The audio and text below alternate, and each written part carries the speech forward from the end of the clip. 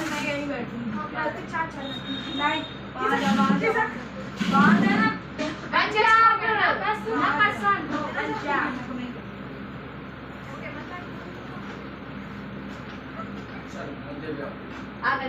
नहीं बंटी आएगी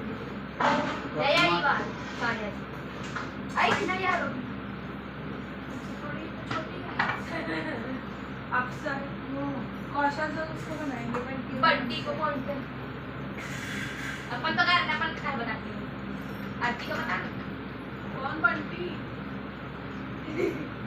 वाटिका अग्रवाल नहीं ये फील है क्या हो गया है मेरे को नहीं पता। चलो मुद्दे पे आओ। क्वेश्चन नंबर 9 ओपन करो। 9 नंबर में अपन को क्या लगाना था? Gross profit, operating profit, net profit, यानी अपन को यही दोनों बनाने हैं। एक minute, trading and profit and loss, ठीक है। ये ऑलरेडी क्योंकि लगा हुआ है बोर्ड पे, तो मैं इसको एक बार आपको एक्सप्लेन कर दूं। फिर आप ये ऑलरेडी कल लगाया हुआ था, ठीक है।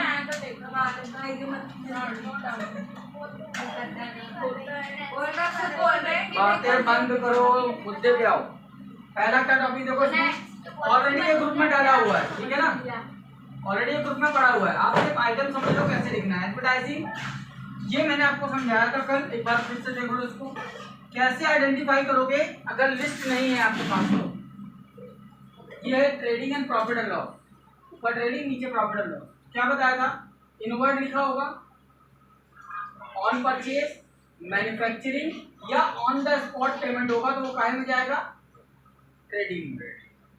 खर्चों के लिए बात हो रही, लिखा है outward, on sale, office expense, यहाँ मैन्युफैक्चरिंग है और यहाँ ऑफिस है, और यहाँ हो गया monthly, weekly, quarterly, half yearly या ईयरली पेमेंट भी होगा तो उसमें वो नीति आएगा। एक्सपेंस अलग दिखे, वो आगे कुछ और लिखा है। Expense on sales, rent on sale, commission on sale, expense तो यहाँ भी है, जैसे लिखा रेंट इनवर्ड यहाँ है, या रेंट बस लिखा है, तो आप रेंट तुम तुरंत देते हो कि महीने में देते हो? तो यहाँ है। इनकम में क्या आइटम याद रखने हैं? रिसीव लिखा होगा, प्रॉफिट लिखा होगा, इनकम लिखा होगा, गेन लिखा होगा, या अमाउंट के बगल में क्या लिखा होगा? क्रेडिट। इधर के 3 आइटम फिक्स है, इसके अलावा चौथा आइटम इसमें अभी नहीं मिलेगा तुम लोगों को। सेल्स, सेल्स रिटर्न और क्लोजिंग स्टॉक। अब इसके हिसाब से इस क्वेश्चन को सॉल्व करो। एडवर्टाइजिंग महीने में करते हैं, एडवर्टाइजिंग का खर्चा। दूसरा, एडवर्टाइजिंग क्यों करते हैं? सेल्स को बड़ा करने के लिए। मैन्युफैक्चरिंग बढ़ाने के लिए थोड़ी एडवर्टाइजिंग करते हैं, सेल्स बढ़ाने के लिए। कहाँ आ गया? प्रॉफिट एंड लॉस में, ऊपर ट्रेडिंग, नीचे प्रॉफिट एंड लॉस। फिर क्या लिखा है? Office salary. देखो ऑफिस का खर्चा कहाँ लिखा? प्रॉफिट एंड लॉस में। Rent, rate and tax. Rent कैसे देते हो? महीने में। ऑडिट फी, तो ये मतलब क्या होता है ऑडिट? जो आप अकाउंट बना रहे हो ना, ये सब इसको जो चेक करेगा वो कौन करेगा? सीए। जब सीए चेक करेगा तो अपनी सील लगाएगा, साइन करेगा तो उसके पैसे लेगा, उसको बोलते हैं ऑडिटिंग। उसकी फीस को बोलते हैं ऑडिट फी। डोनेशन खर्चा है, रोज रोज तो करते नहीं, रोज दान करेंगे तो दान मांगने की स्थिति आ जाएगी, है ना। Carriage on sales, on sale. अगर ये लिखा होता कैरिज ऑन परचेज तो कहाँ लिख देते? इधर। अभी कैरिज ऑन सेल लिखा है तो हमने यहाँ लिख दिया। अगला क्या है? Loss by fire. रोज रोज तो आग लगती नहीं, रोज आग लगती, एक दुकान में रोज आग लगेगी तो दुकान कहाँ बचेगी? ठीक, इसलिए कहाँ लिखा? प्रॉफिट एंड लॉस में। प्रिंटिंग एंड स्टेशनरी, ये भी यहीं आ गया। ओपनिंग स्टॉक ट्रेडिंग में आता है। परचेज, वेजेस, ये दोनों ट्रेडिंग में आते हैं, परचेज और वेजेस। फिर लिखा था कैरिज इनवर्ड। क्या बताया था? इनवर्ड कहाँ आते हैं? ट्रेडिंग में। अगली लाइन सन्ड्री एक्सपेंस, ये आ गया sundry expense. Interest receive, rent receive, दोनों रिसीव है, रिसीव वर्ड का कहाँ लिखा है, प्रॉफिट एंड लॉस के सीआर में ये लिख दिया, इंटरेस्ट रिसीव, रेंट रिसीव। अगली लाइन देखो क्या लिखी है, पोस्टेज एंड टेलीग्राम यहाँ आया, एडजेक्ट यहाँ आया, इंश्योरेंस यहाँ आया, इंटरेस्ट ऑन लोन रोज रोज नहीं लगता, महीने में रोज ब्याज लगेगा तो 6 महीने में एक बार लगेगा। Loss on sale of machine, losses कहाँ आएंगे इधर, प्रॉफिट कहाँ आता है, अगर यहीं से प्रॉफिट इधर आ रहा है तो लॉस इधर है। अगली लाइन देखो क्या लिखी है, सेल्स आपने यहाँ लिख दिया और क्लोजिंग स्टॉक आपने लिख दिया, दोनों आइटम हो गए। इसके बाद क्या करते थे अपन, जीपी निकालते थे टोटल करके, जीपी आया, जीपी कहाँ ट्रांसफर हुआ, इसका टोटल किया, इसको माइनस किया, नेट प्रॉफिट निकालते। 8th नंबर क्वेश्चन अभी मैं ड्रॉप कर रहा हूँ, ठीक है ना, क्योंकि उसका पैटर्न करने का अलग है, वो अपन बाद में पढ़ेंगे, लगाएंगे इसी चैप्टर के साथ। देखिए अभी पहले एक जैसा क्वेश्चन एक बार में समझ ले पहले, ठीक, ये ऑलरेडी आपके ग्रुप में डाला हुआ है, तो आप घर में जब दोबारा लगाओगे तो आप उससे आराम से देख सकते, ठीक है ना, अगर किसी आइटम में अटक गए तो। We move to the next. अभी अपन ने क्या पढ़ा, ट्रेडिंग अलग, प्रॉफिट एंड लॉस अलग, फिर पढ़ा trading and profit and loss एक साथ, ठीक। अब अगला अपना टॉपिक है बैलेंस शीट। नेक्स्ट टॉपिक, अब आपके बैलेंस शीट का प्रोफार्मा है ऑलरेडी, ठीक है ना। अब बैलेंस शीट को थोड़ा सा समझ लो पहले कि बैलेंस शीट होती क्या है। बैलेंस शीट बताती है बिजनेस की stability. Trading and profit and loss क्या बताता है, बिजनेस का प्रॉफिट, और बिजनेस कितना स्ट्रांग है वो प्रॉफिट से पता नहीं चलता, क्योंकि प्रॉफिट क्या होता है, अप एंड डाउन होगा हर साल। बिजनेस का स्टेबिलिटी पता चलती है, स्ट्रेंथ पता चलती है, या स्ट्रांगनेस पता चलती है उसकी बैलेंस से। नहीं बोलते हैं कि तुम्हारी कितनी जायदाद, पुराने जमाने में जब शादियां हुआ करती थी तो देखते थे कि इसके पास कितनी जमीन है, क्यों देखते थे, लड़का भले कुछ ना करता, बाप दादा की जमीन कितनी है, रीजन अंदर से स्ट्रांग कितना। अगर फाइनेंशियल चैलेंज आया और उसके पास लैंड है तो उस चैलेंज से ओवरकम कर जाए। सेम चीज बिजनेस में, बिजनेस की स्ट्रेंथ यानी स्ट्रांगनेस पता चलती है बैलेंस शीट से, और वीकनेस भी पता चलती है बैलेंस शीट से। अगर सामने वाले के पास लायबिलिटी ज्यादा है, ये कौन सा साइड होता है, लायबिलिटीज, और ये है एसेट्स, ये हो गया amount, known as balance number 10। अब ध्यान दो, बैलेंस शीट क्या बता रही है, आपके पास लोन ज्यादा है अगर और प्रॉपर्टी कम है, इट मीन वीक होना। प्रॉपर्टी ज्यादा है यानी एसेट ज्यादा है, और लोन कम है यानी आप स्ट्रॉन्ग, ठीक है ना। और ये दोनों होते हैं इक्वल है, बोलोगे ये कम कैसे हो सकता है, भाई आपकी पूंजी ज्यादा है लेकिन लोन नहीं है, आपकी कैपिटल ज्यादा है पर लोन नहीं है, कैपिटल कम है लोन बहुत सारा है, और लोन लेकर तुमने बिल्डिंग बना रखी है, तो इट इज डेंजरस सिचुएशन ना, कि कर्जे में बिल्डिंग बनी है। आपके पास 100 गाड़ियां हैं लेकिन 150 प्रकार का लोन है, तो 100 गाड़ियों को बिकने में टाइम नहीं लगेगा। 100 गाड़ियां हैं लेकिन वो आपके पास कैपिटल के फॉर्म में, यानी आपने खुद की पूंजी लगाई, तो बिजनेस स्ट्रॉन्ग, ठीक। अब आपका क्वेश्चन नंबर जो 10 है, देखो ध्यान से, 10, 11 दो क्वेश्चन है, मैं 10 अभी बताता हूँ, 11 आप लगाओगे, ठीक है ना। हमें क्या देखना है लिस्ट में, क्या देखो, लायबिलिटी का शॉर्ट फॉर्म है रिस्पॉन्सिबिलिटी, और एसेट्स का शॉर्ट फॉर्म है प्रॉपर्टी। नॉर्मल लैंग्वेज में ऐसा नाम जिसकी वजह से आपको पैसा देना पड़ेगा फ्यूचर, ये बात समझना। खर्चे अलग चीज होती है और लायबिलिटी अलग चीज है। खर्चा आप कर चुके हैं और लायबिलिटी जो करेंगे, रेंट आप दे चुके, वो खर्च हो गया।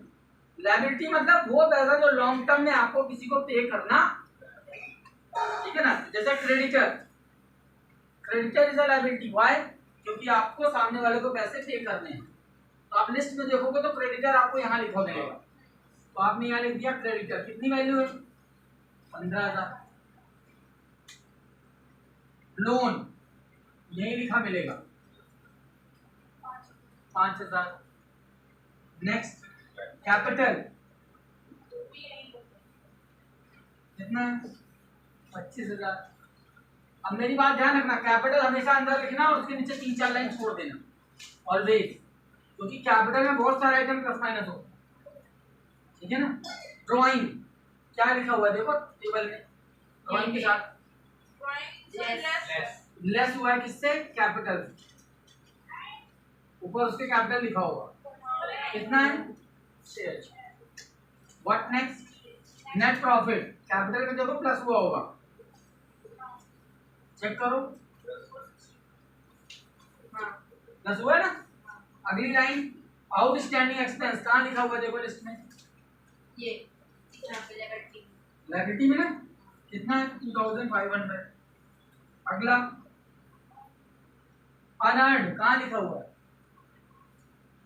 अनअर्न्ड या अनअक्रूड के नाम से लिखा हुआ है देखो, अनअक्रूड। एक्रूड कहाँ लिखा है जल्दी बताओ? एसेट्स में। तो अनअक्रूड कहाँ होगा? उसको उल्टा, यानी लायबिलिटी। अनअक्रूड इनकम कितना है? अनअक्रूड अनअर्न्ड कमीशन है ना, अनअर्न्ड कमीशन क्या नाम है? 8।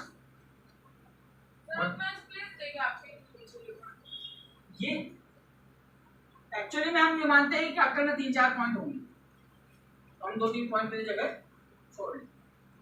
बैलेंस शीट में ऑलवेज रिमेंबर कैपिटल में ज्यादा से ज्यादा पंगा होगा।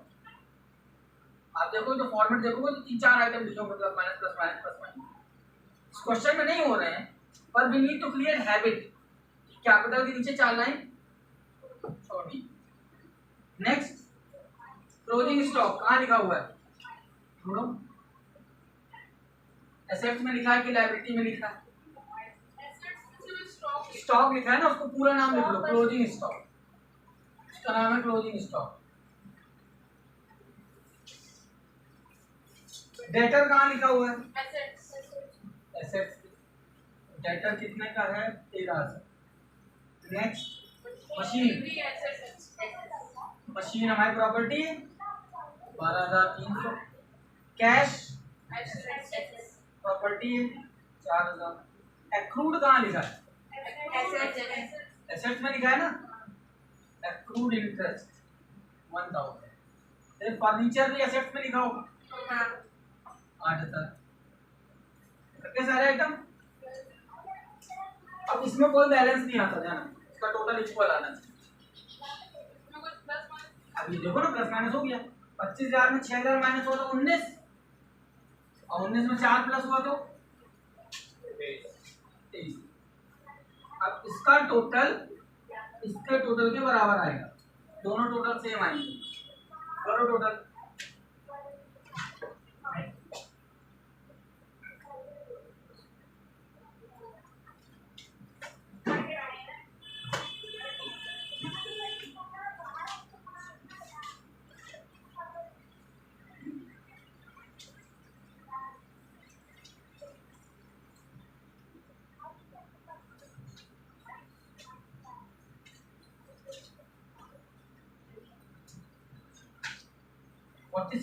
आंसर कितना आ रहा है?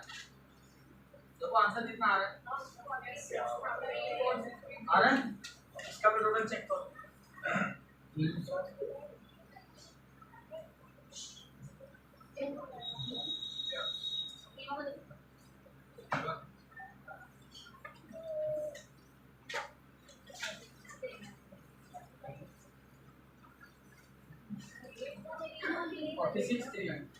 आ गया तो मतलब टोटल से बैलेंस शीट का टोटल हमेशा इक्वल आए, ठीक है? डन बन जाएगा। चलिए फटाफट नेक्स्ट वाला करके दिखाओ, फिर अगला क्वेश्चन है। ये अगला घर में कर लोगे? नेक्स्ट कर लोगे? चलो फिर अपन इसकी फोटो किसी ग्रुप में डालो, एक कंप्लीट क्वेश्चन बताएं जिससे आप लोग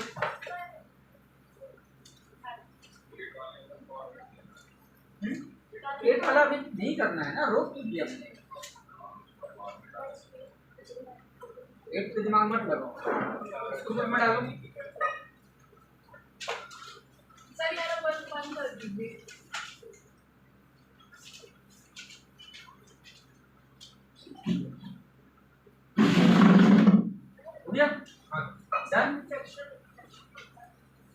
चलिए नेक्स्ट क्वेश्चन। अब अगले क्वेश्चन में देखो क्या करने को बोला है। अब ध्यान देना, नेक्स्ट क्वेश्चन में क्या करने को बोला है। What you need to prepare, क्या बनाना है, तीनों बनाने हैं। अब इसको आप कैसे करोगे, मेरी बात ध्यान से सुन लो, अदरवाइज मेरे सामने आप कॉपी लेके आओगे, इसका आंसर नहीं आया तो मुझे अपना पन्ना पड़ा। रीजन समझ, जब आप क्वेश्चन लगाएंगे तो ऐसे लगाएंगे, ध्यान से समझना। कैसे, कॉपी ये है आपका क्वेश्चन नंबर 11 से, कहाँ से शुरू होगा, 11 से ना, 12 नंबर यहाँ से शुरू होगा। पेज के ये वाला हिस्सा पेज, ऐसा ना हो कि आपका 11 नंबर यहाँ खत्म हो गया तो यहाँ से चालू करो। फर्स्ट पेज कितना बड़ा है, वहाँ पे आएगा नहीं, पे सेकंड पेज ये पन्ना पलटोगा, बार बार पन्ना पलटोगा, फिर मेरा भेजा खाओगे, क्योंकि पन्ना पलटा और डिजिट कंफ्यूजन पैदा हुआ। करना क्या है, ध्यान से समझो। ये पूरा पेज में लाइन खींची, 7-8 लाइनें छोड़कर ट्रेनिंग, 7-8 लाइन में ट्रेनिंग आ जाएगा। नीचे प्रॉफिट एंड लॉस के लिए जगह है। अब जब बैलेंस शीट बनाओगे इस पेज, तो बैलेंस शीट बनाओगे, ऊपर का हिस्सा छोड़ देना 5 और नीचे बैलेंस शीट बने। क्यों छोड़ेंगे, क्योंकि अगर ट्रेडिंग में कम पड़ा जगह, यहाँ जगह रहे, ठीक है ना। ये पूरा पेज आपको यूज करना, कंजूसी नहीं करना। डन, समझ में आ गई बात। यहाँ से शुरू होगा, यहाँ खत्म होगा। अगर आपका इतना पेज बच भी जाता है तो आप उसको छोड़ें। अगला क्वेश्चन, अगर आप ये चाहते हो कि आपका क्वेश्चन स्मूथली सॉल्व होता चला जाए तो सामने रखो। अन्ना आपने पलटा और गड़बड़ हुई, ध्यान, ठीक है ना। चलिए क्वेश्चन नंबर 12। ये मैंने मेरे 2 पेजेस है, मान लीजिए ये बनाया मैंने trending and profit and loss. अब मेरा ये दूसरा पेज है, मैंने इतनी जगह ऊपर छोड़ दी और ये बना दी बैलेंस शीट। अगर मेरा ये यूज नहीं होगा तो मेरे प्लस माइनस कम करने में यूज में आ जाएगा, रफ ऑफ करने के लिए, और यूज हो गया तो कोई बात ठीक। This is our balance sheet. ये इतना दे दिया मैंने किसको, ट्रेडिंग को, जो है trading and profit and loss account. डेट इसमें होती है एज ऑन 31 मार्च, जो भी ईयर होगा क्वेश्चन में लिखा होगा, ठीक है। चले आगे। अब आपके पास वो जो प्रोफार्मा है, अब इसमें जो नाम मिलेंगे, क्वेश्चन नंबर 12। अब आपको ढूंढना है कि वो ट्रेडिंग का आइटम है, प्रॉफिट एंड लॉस का है कि बैलेंस। ठीक, अब ये आपका 50% कंप्लीट क्वेश्चन। अब बचा हुआ 50% चैप्टर नंबर 3 में आएगा, यानी इसी के थर्ड पार्ट। इस चैप्टर के लिए ये 100% क्वेश्चन, इस चैप्टर का 100%, पर इस हेडिंग का, इस टॉपिक का हाफ क्वेश्चन। इस चैप्टर का कंप्लीट। पहला आइटम कैपिटल, कहाँ मिला था, लायबिलिटी में, वेरी गुड। ये लिखा कैपिटल, कितनी वैल्यू है, 30,000। हम इसके नीचे 3-4 लाइनें छोड़ देंगे, ध्यान रखना, कैपिटल के नीचे हमेशा। एक चीज और समझ, सर मैं कुछ पढ़ना नहीं पड़ रहा, क्या नहीं पता, क्या कहाँ से एबिलिटी निकालना जाता है, क्वेश्चन पढ़ो पहले, क्या कह रहा है, ठीक है बोलना बता। कि आप निकालना है। क्वेश्चन में क्या बोला, trading, profit and loss, balance sheet तीनों बनाओ। हमने सबसे पहले तीनों का प्रोफार्मा खींचा, इसके बाद ये फॉर्मेट जो पन्ना है, पहले बनाएंगे, नहीं, पहले ट्रेडिंग बनेगा, फिर प्रॉफिट एंड लॉस बनेगा, फिर बैलेंस शीट बनेगा। क्वेश्चन कैसे आपको मिले, पहले ट्रेडिंग, फिर प्रॉफिट एंड लॉस, फिर बैलेंस। इसलिए मैंने बोला कॉपी में कैसे बनेगा, यहाँ बनेगा ट्रेडिंग, फिर प्रॉफिट एंड लॉस, और इस पेज में बनेगा बैलेंस शीट। आपको लग रहा है, लेकिन जब क्वेश्चन आप सॉल्व करना चालू करोगे तो आपको समझ में आएगा कि हमको डिस्टेंस में क्यों लिखना जरूरी है। ठीक है, बात ये मत सोचो कि एक ही पेज में तीनों आ जाए, आ तो जाएगा, बाद में माथा फोड़ी होगी कि डिजिट नहीं मैच हो रही, क्योंकि आपको तीन आंसर निकालने हैं, gross profit, net profit, balance sheet का टोटल, तीनों मैच होना चाहिए। क्योंकि अगर यहाँ गलत हुआ ग्रॉस प्रॉफिट,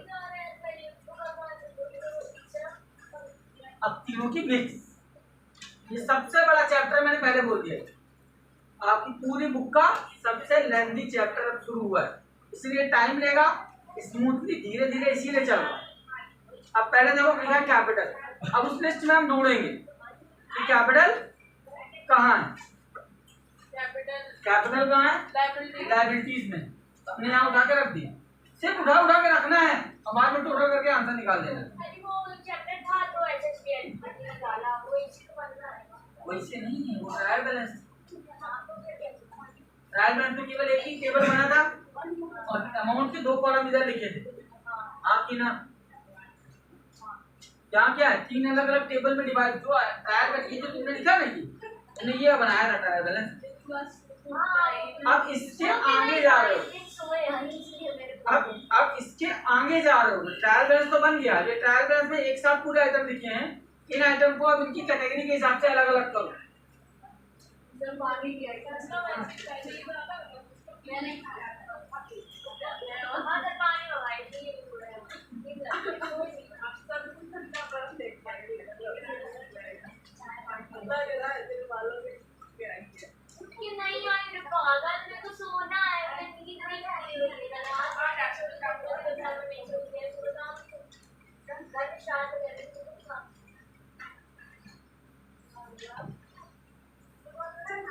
चलिए अगला आइटम क्या है, क्रेडिटर। क्रेडिटर लिस्ट में कहाँ है, लायबिलिटीज में। अब इसमें 2-3 लाइनें छोड़ी, और क्रेडिटर क्या वैल्यू है, 43,000। नेक्स्ट आइटम इसी में है, लिखा बिल्स टेबल 4,000। डेटर एसेट्स में है 51,000। नेक्स्ट बिल्स रिसीवेबल भी यही मिलेगा, एसेट्स में कितना, 5,000। अगला क्या है, लोन फ्रॉम, लोन हमने लिया है ना, लोन फ्रॉम, तो आ गया loan from 10,000। Next furniture, asset है कितनी, 10,000। Opening stock,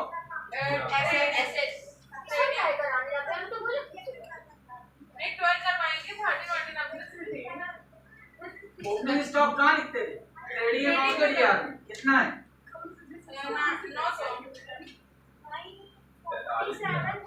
47,000। Cash in hand, cash कहाँ था, कैश कितनी है, 900। बैंक कहाँ है,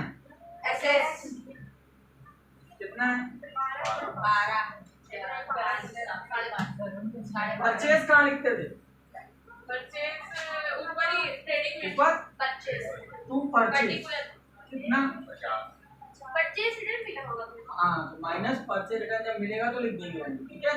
अगला क्या है, टैक्स पेड,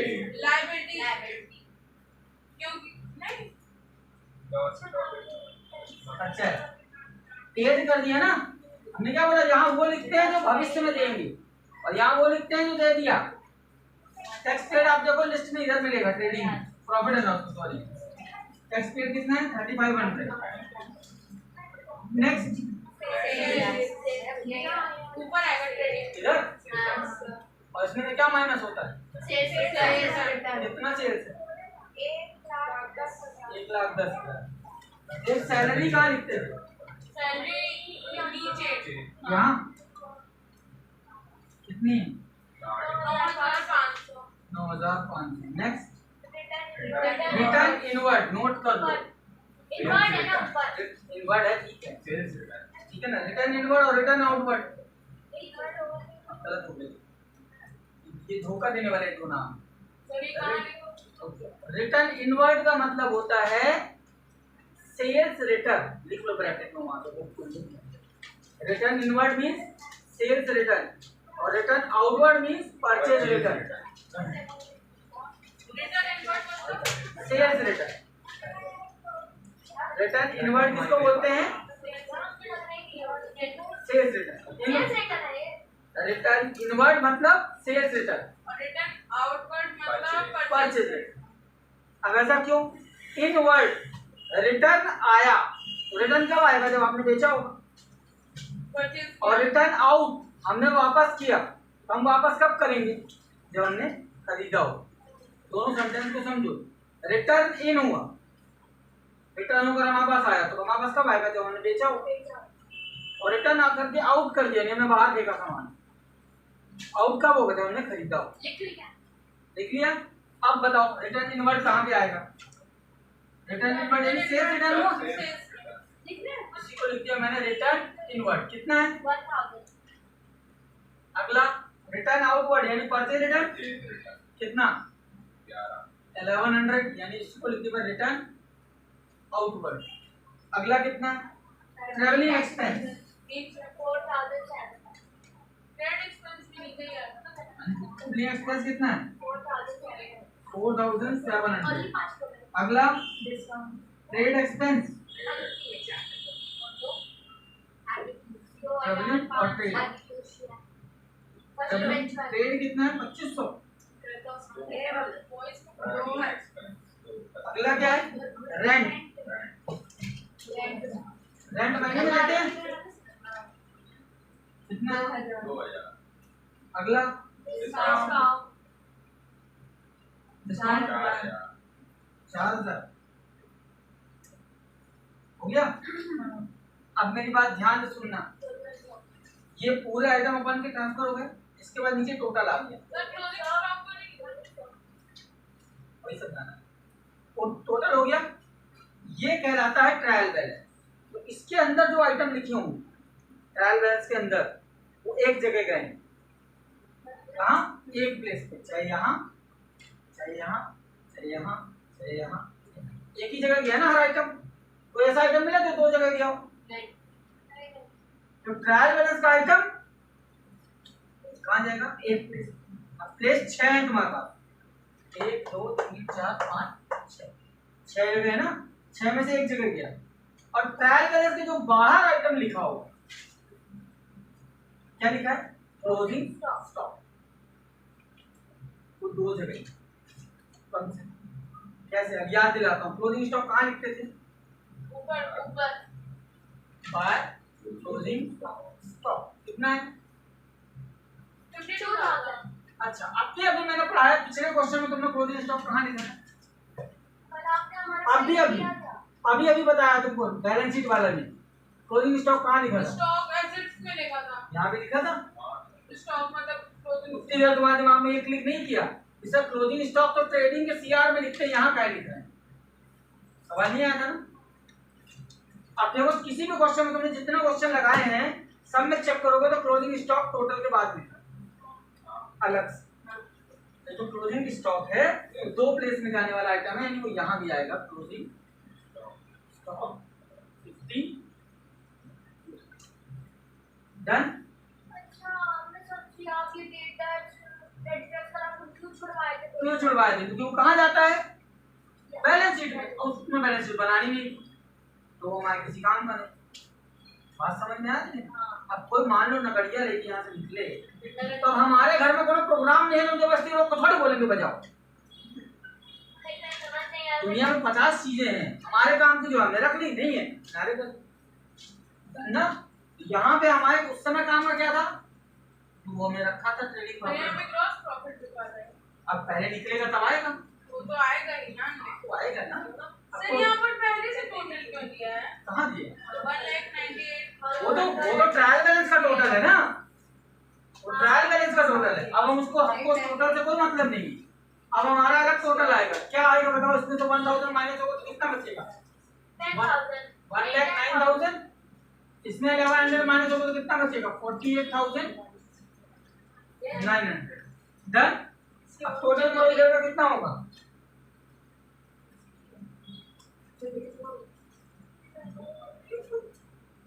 1,61,000 यहाँ भी आना चाहिए 1,61,000 डन। अब 161 में इसको माइनस करो इसका टोटल कितना आ रहा है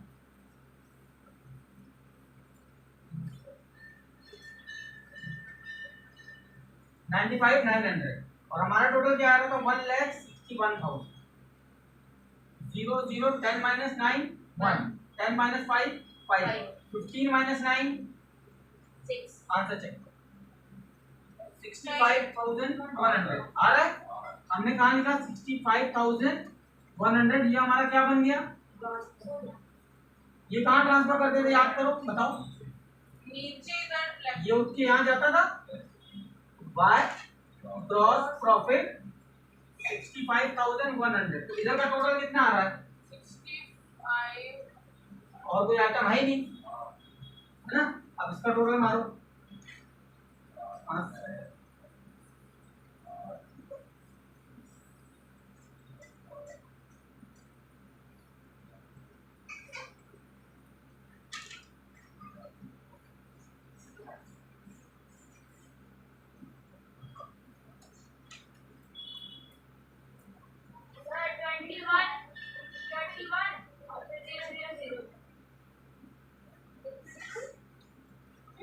आई डोंट नो मेरे को नहीं मालूम सही है गलत 65,100 माइनस करो 11 minus 2 9 14 minus 6 8 5 minus आंसर आ गया तो कितना है 38,900 इसका नाम क्या हो जाएगा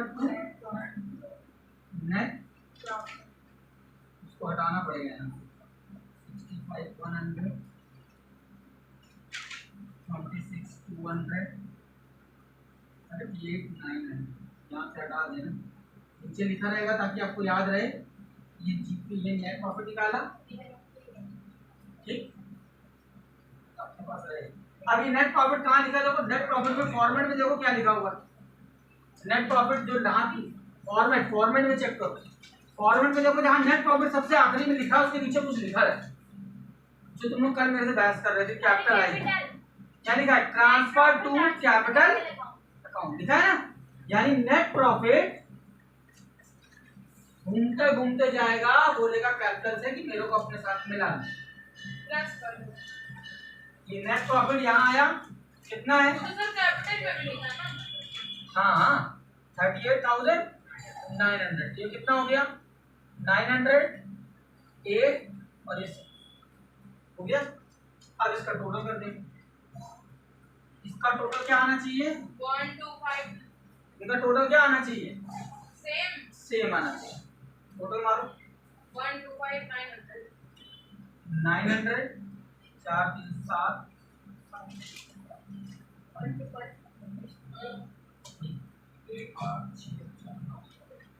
1,259 यस सर यही है आ रहा है इसका टोटल मार दो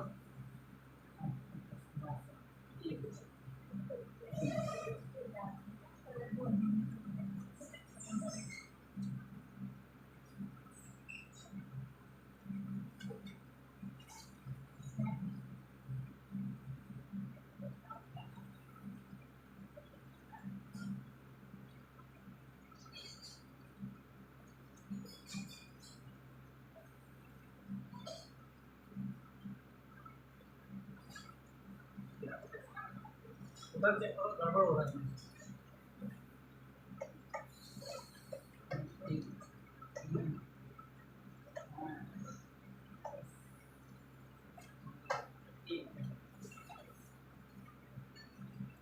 अच्छा ये वाला बन